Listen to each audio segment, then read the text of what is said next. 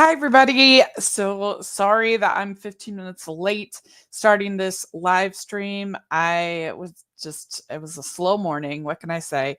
But I'm happy to be here. And we are talking about some of the stuff I've been watching, both film and theater. And it's going to be a lot of fun. I have the chat room open. So if you want to make any comments, then feel free. There's a super chat if you have a particular question or something you'd like to support the channel. I would really appreciate that, and a chance to get your question answered, as long as it's an appropriate question. So that's fun. And yeah, let's dive in to some of the stuff that I have been seeing. And I hope you all have been enjoying Muppet May. So we started that for Family Movie Night, and I think I've been doing it since at least 2018. So it's at least 7 years, maybe even 2017. I'd have to check. But anyway, I've been doing it for a long, long time. And so it's fun now to be sort of finding a little bit more obscure things. And I was so excited about my review of the Cube, that it did so well. It's one of my most popular videos I've ever done on this channel, which is just like really cool. I think it has 35,000 views, which is just, you never know if people 36,844, which is super cool that people responded positively to that video. I also really enjoyed doing the Muppets Go Hollywood, and this week I'm going to be doing there's this Lifetime movie that they did, Jim Henson Studios. It was actually written by Jim Henson, and it's that's what I'm going to be doing. It's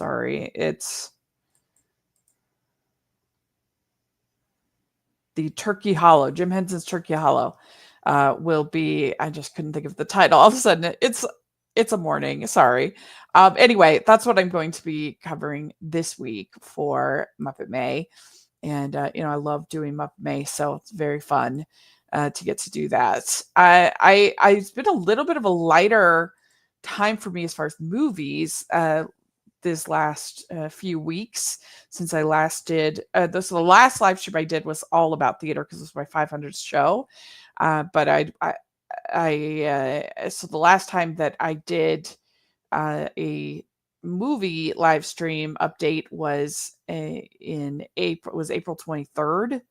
Was the date, I believe. And so, it's been a couple of weeks, but it's been kind of a lighter time when it comes to movies. And I had the chance to see Pride and Prejudice on the big screen, and that was 2005, and that was really fun to get to see it on the big screen and be with a crowd and get all of their responses, and I would love if movies like that were you had a chance to. Sure. I would love if you had a chance to see movies like that on the big screen more often because they're so much fun. And then I also saw episode 3, Revenge of the Sith. And this is an interesting movie to watch on the big screen because I had never seen it on the big screen. It came out when I was on my mission for my church. And so I had never seen it.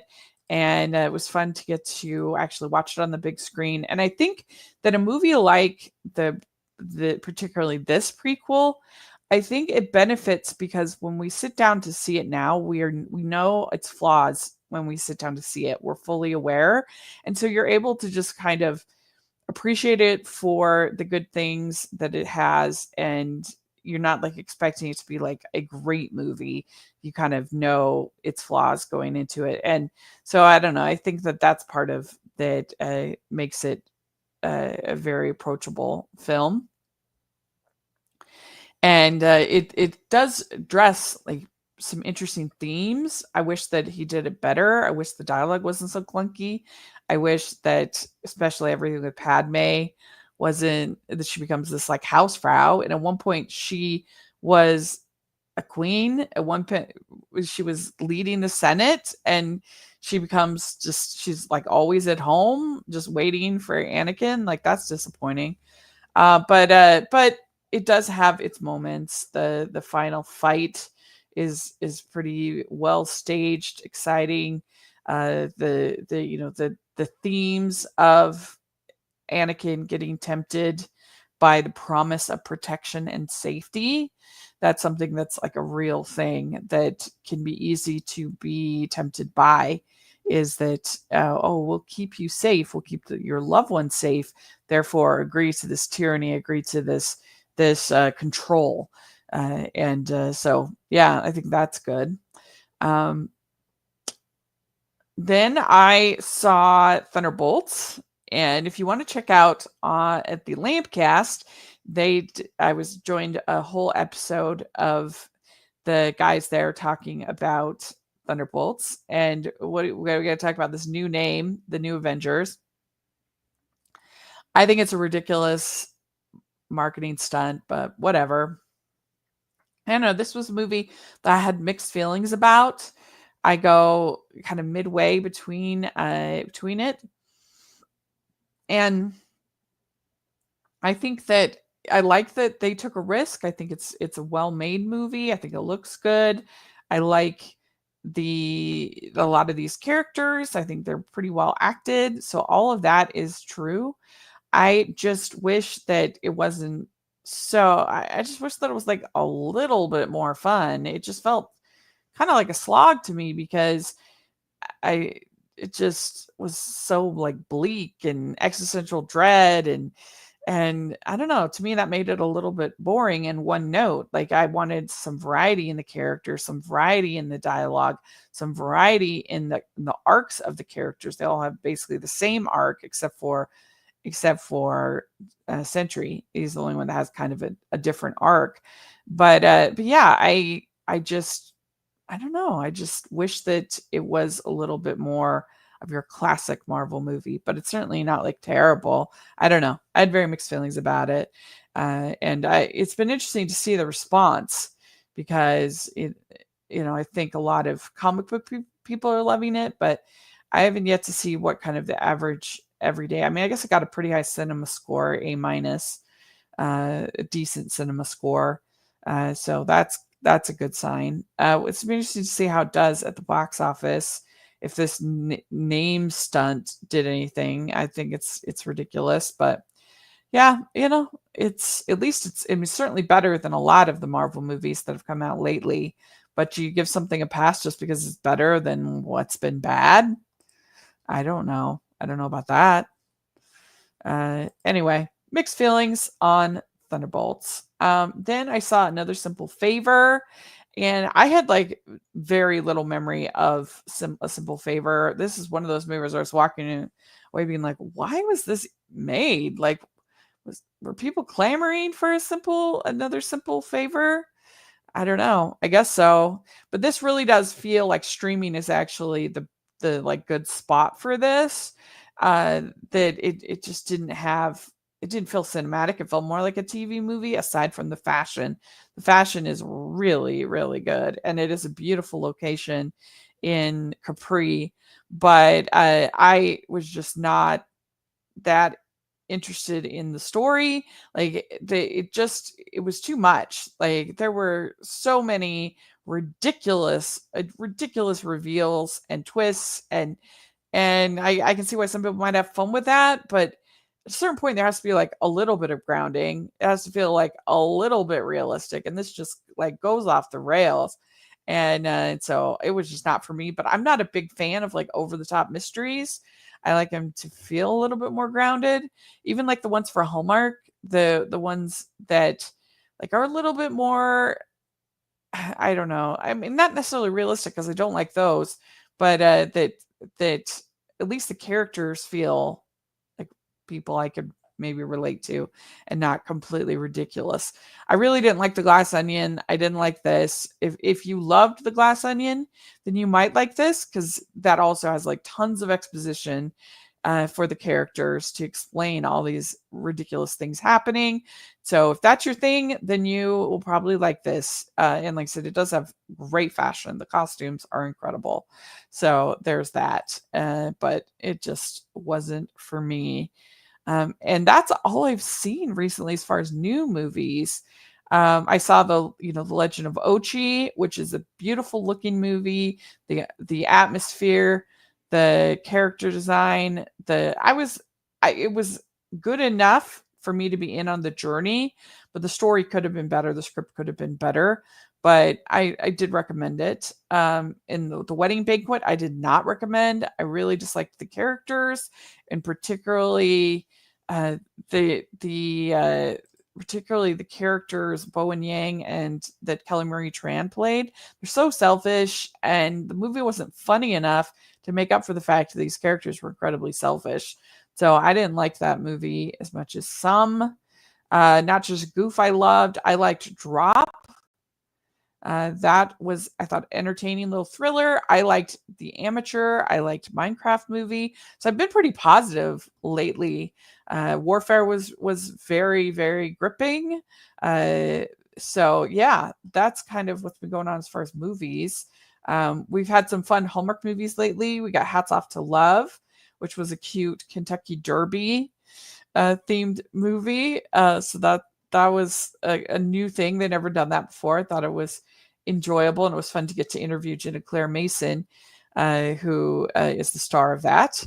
I also rewatched The Umbrellas of Cherbourg for Blind Spot, so you want to make sure you check out that episode with Monda. She'd never seen it, so that was fun to introduce her to The Umbrellas of Cherbourg. So yeah, I think that is everything movie-wise. Like I said, it hasn't been that busy when it comes to movies for me lately. I did get almost caught up with Outlander season 8, so that's fun. What a great show that is. So well acted, so well done, so well written, great characters. Highly recommend checking out Outlander. So, all right. Let's talk about theater.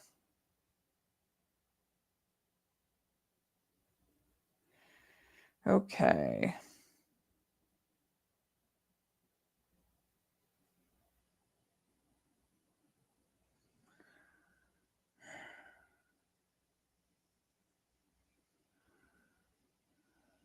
Okay.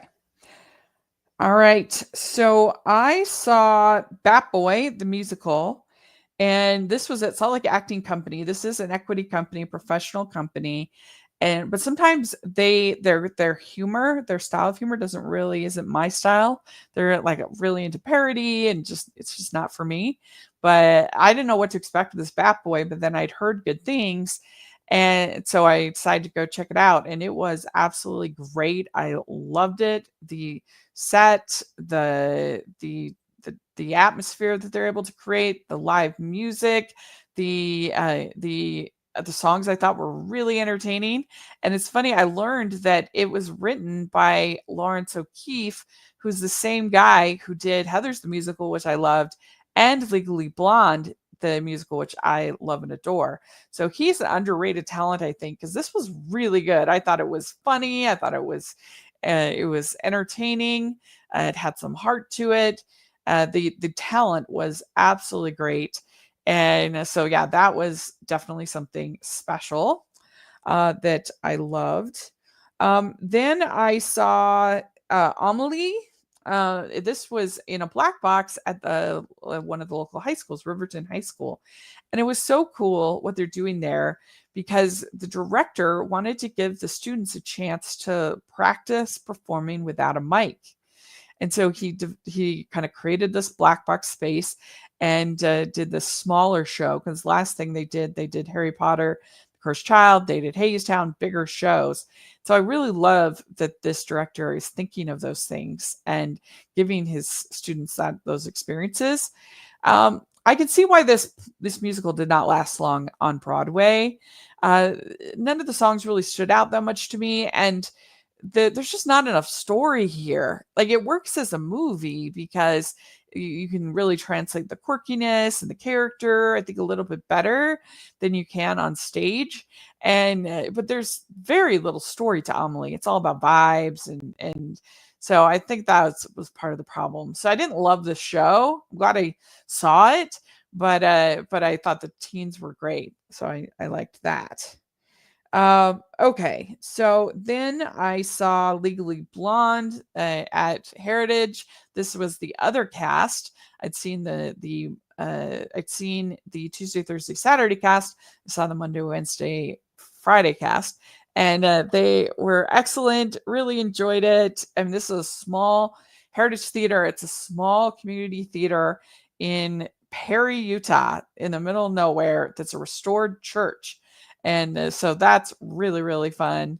And I just love what they're doing there. It has such good community vibes. I think the talent was all, pretty good for community theater, especially the leads, the three leads. And it's just such an entertaining show. Legally Blonde, the musical, is so entertaining. It's funny, it's sweet, it's got, your romance. It's just a good show. The songs are really good. I love it. I think it is so, so, so good. Okay. Then I saw Pride and Prejudice. This was interesting because this was at Eagle Mountain Community Theater, which is new to me, and they were performing in a elementary school, and they had a lot of challenges because of the elementary school was really echoey. The mics were very not great. But I think they did the best they could with the situation, the performances. It was funny because it's a bald Darcy, which I've never seen before. And I liked that. And I think that the costumes, I mean, they just did everything they could in this situation. But what was interesting about this show was that this was the version written by Andrew Davies, who did the miniseries. And I was surprised how much it clipped along. Like you would think, because he did that 5-hour miniseries, you would think because he did that 5-hour miniseries that he would kind of feel a little long-winded, but not the case. I mean, really, he cuts through a ton. And so yeah, it just felt rushed, but I really enjoyed it. Okay, so then I saw Cinderella at the Ruth, and this is definitely my favorite thing that I've seen at the Ruth. So this was my second time seeing it. I had seen the Tuesday, Thursday, Saturday cast, and so this was my chance to see the Monday, Wednesday, Friday cast. And this was really fun because they had a couple in real life playing the leads, so that was really fun. Haley Sunwell and Jeff Sunwell, and they had obviously great chemistry, but beautiful voices, really good. And then his mom, Michelle Sunwell, was playing the fairy godmother, so that's really fun. I love when they can do that. It just adds like a chemistry that's very nice. And so this was such a well staged, beautifully executed show. The incredible costumes. Oh my gosh, there's one point where she wears this wedding dress that was unbelievable. It was so good. And the beautiful gold dress that she has at one point. And they really, I think, thought of everything for this production. They had puppetry, they had which you don't expect, really fun performances, and it's, I think, a very good version of this musical. So yeah, I was so glad I got to see it a second time. And then I saw,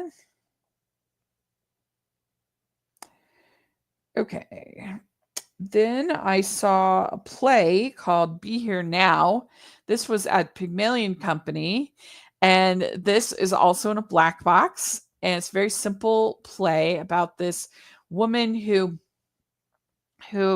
is very cynical. She teaches classes on nihilism. That's how cynical she is. And she all of a sudden starts having these seizures. And when she has the seizure, it gives her like a sense of like pause and awe. And she starts to kind of almost enjoy that moment of like clarity that she gets. And so she doesn't want to, because it turns out it's a tumor. She doesn't want to get the tumor removed because she doesn't want to lose those experiences. And I feel like I've read this story somewhere before. It just feels really, really familiar. But I never seen this play. And the cast was excellent. It's a very simple story. There's not a lot of like bells and whistles, but the acting and the overall message, and I thought dialogue was quite good, worth your time, I would say. Okay. Then I saw Harry Potter and the Cursed Child at Liahona. You all know I'm not the biggest fan of this play. I cannot believe that on Broadway it's even longer. And then at the West End, it was 6 hours. Oh my gosh. That's crazy. This version, the teen version, feels too long to me. It feels very, very dragged out, especially in that middle section. But like this was absolutely outstanding. This production, what they're doing over there at Leona is very impressive. The performances that the director is able to get out of the students, and he's able to create some spectacle, and all of the like various visual effects worked flawlessly, and were very entertaining, and the performances were all good. Very, very good. So I honestly think this is maybe as best as you can do this play. They had the theater switched out for and reworked for this play, and I really appreciated that they didn't rely on projections the way the other versions of Cursed Child that I'd seen. They had like real handmade sets, which I think is so important for students to get that experience of creating something, building something. And so I really liked that they did that. There were some projections, but not much. So that was cool. They even had butterbeer on the entrance. So they really thought of everything.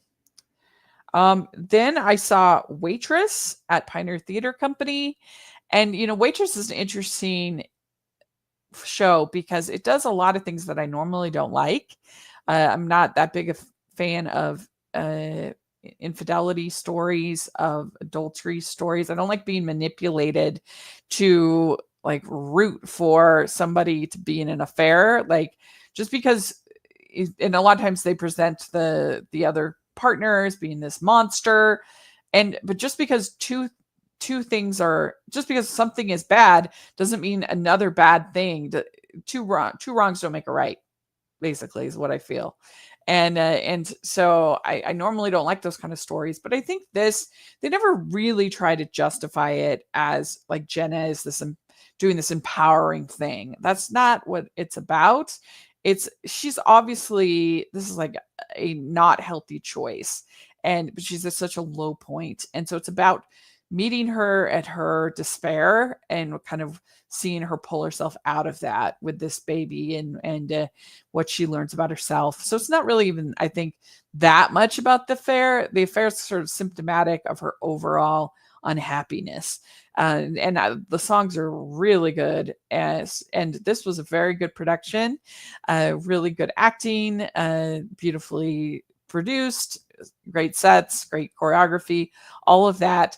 So if you're a fan of Waitress, you definitely should check this out. And at Pioneer Theater Company, they have their Pay What You Can nights. So that can help you to be able to see a professional production. Is you can do the Pay What You Can. I think it's May 12th, I think, is the Pay What You Can for Waitress. So check that out. Okay, then last night, I saw Little Women at Lehigh Arts Center. And this is a really cute little space. I don't know how many people it seats, but not that many. And it's very, very small. And what they were able to do to make all of the different settings work was very smart. I think it was very well directed. And I thought that everybody was like trying their best. And, it's a show that I love. I think that Amy and Aunt March were probably my favorite of the cast.